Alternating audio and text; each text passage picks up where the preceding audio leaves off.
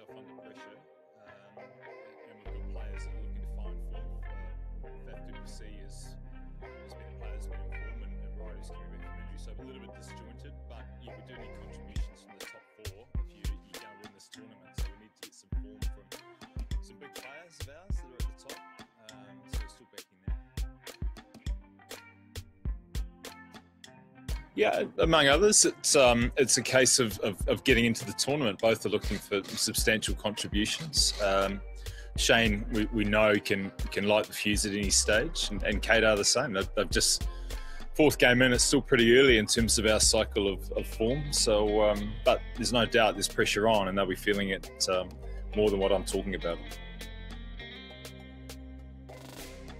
Yep, sat through the meeting. We talked about them, and there was all the bowlers had the information and footage on them, and quite a lot of detail was done on them. They played well, and that's youth for you. Come out and attack. I thought we got a bit sloppy from over number 15 onwards, which allowed them a bit of momentum. I think we could have bowled better to them, but the ball striking was very good, and that enabled them to get a good score. Really? What was the thought process behind sending Kedar Jadhav ahead of Dhoni? Yeah, I said really. It's a question. Well, he's our number 4. Dhoni primarily is a middle to back end player. Kedar Jadhav is our number 4.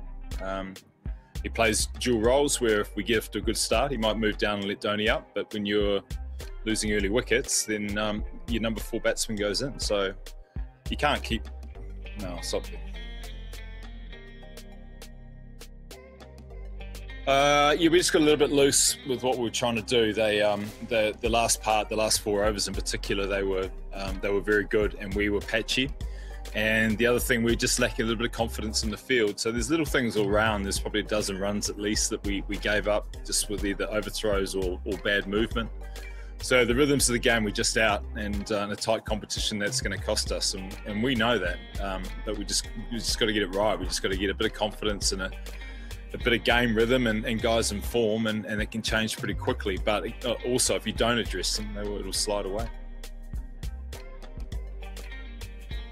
Yeah, it was good. We were in trouble, obviously, through the middle. It meant that MS and Jadhav had to take time, and it's always a balance between righting the ship and then setting about winning the game. So we got close, but they probably want to be a little bit more productive through the middle. But Rashid Khan, when you've got to deal with his overs, that's a great challenge as well. But they got us very close, and Jadav's sort of momentum towards the end was encouraging. I don't know where these questions keep coming from, but we had no choice. Who else are we going to bat at the back end? We lost early wickets, and those guys come in to play the way they did.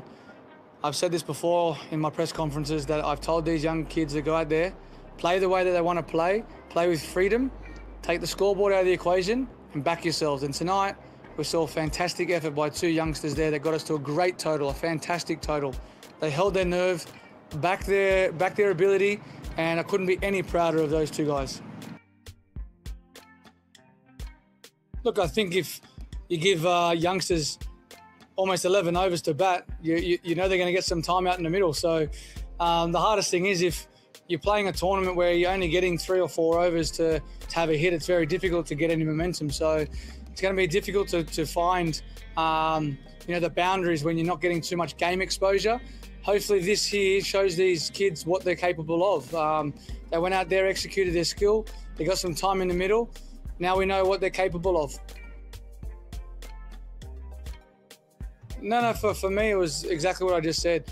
I just said to him, go out there and bat. Don't worry about the scoreboard. Bat the 20 overs. Get as many runs as you can. You get out, you get out. It's a game of cricket at the end of the day, you know.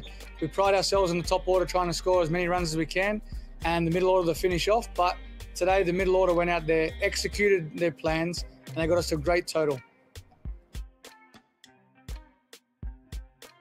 Yeah, look, I'm not too sure. I have to wait and see. I have to speak to the physio, and then we can answer those questions when I've got a bit more information on that.